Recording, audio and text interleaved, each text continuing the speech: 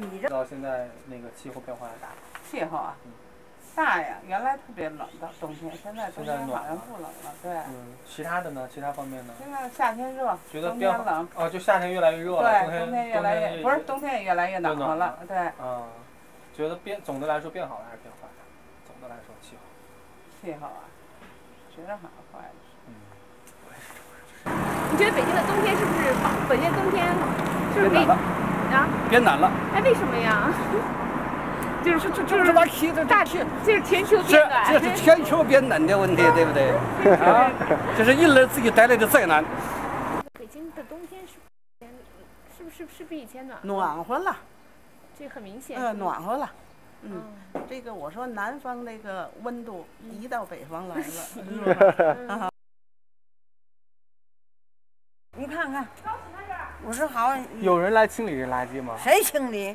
就是说，那个居民还不断的把垃圾往那儿扔，但是也没人来。他就啥子扔的？也没人来运走是吗？没有，就楼上扔下来的。那不是他们家扔的。你那个扔的还不是这北京人扔的，外地打工的那些。对，就餐馆的那些。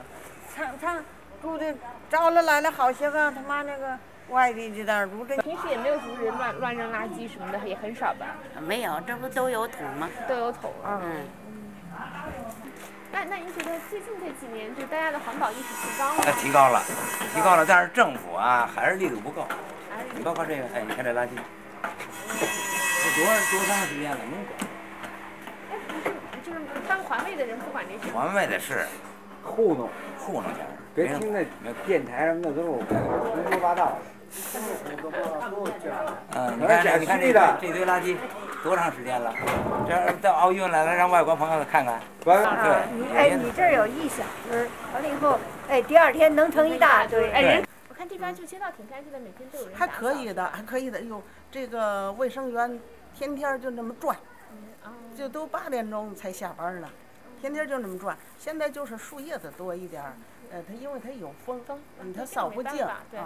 我有时候碰上它就说，我说你别扫了，你扫不净，你前扫了后头它又落下来了，是不是啊？我说就什么烟头了，什么乱七八糟纸啊，什么你捡捡就得了，是吧？咱们都得通情达理，是吧？Throughout their lifetimes, the old hutong residents experienced great changes in their surrounding environments. In almost every environmental aspect I investigated, they experienced changes in one form or another. Much of the information I learned from the hutong residents shows how environmentally aware they are. Although many of them did not drive cars, they know that the great number of cars in Beijing is a large factor in the city's poor air pollution. They realize that pollution is the price you pay for development. Mostly, everyone I talked with acknowledged that the air quality is bad today. It was fascinating to hear from one interviewee that the air has gotten better because of the dirt roads changing to paved roads. Everyone I talked with acknowledged that the population of Beijing is too large. In fact, that was one interviewee's response to every question I asked. It seemed as though some of the old hutong residents blamed Beijing's large population on the people who migrated from outside into the city. They also seem to be the scapegoat for why relations between common people are more distant than before.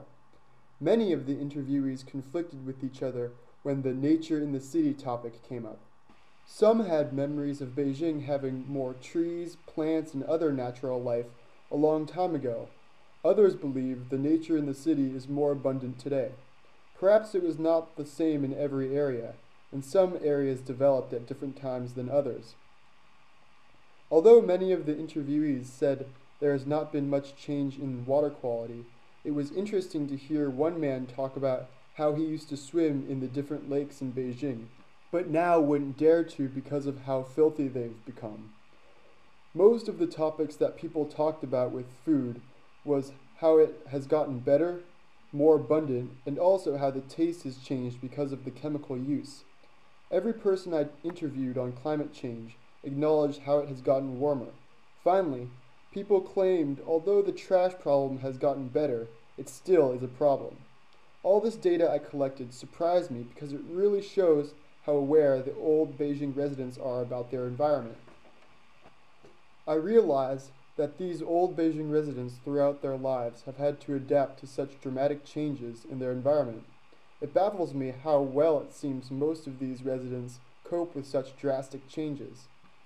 Although because of Beijing's rapidly expanding development, environmental degradation will continue to occur, but I've learned that Beijing residents are not oblivious to it.